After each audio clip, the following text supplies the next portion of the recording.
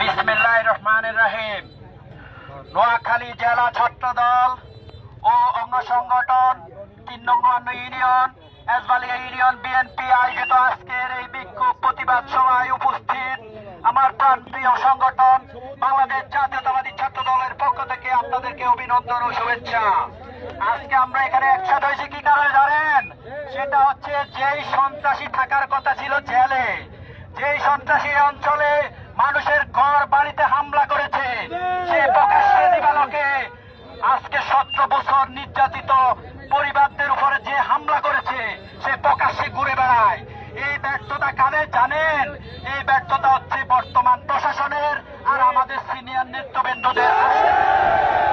তাই আমরা বলবো, আমরা যারা 17 বছর এই অঞ্চলের রাজপথে ছিলাম, তারা যদি সিনিয়র রাইদের বিরুদ্ধে ব্যবস্থা না নেয়, সদর পশ্চিমে 13টা ইউনিয়নের আওয়ামী লীগের চেয়ারম্যানরা ছিল দুর্ধর্ষ সন্ত্রাস,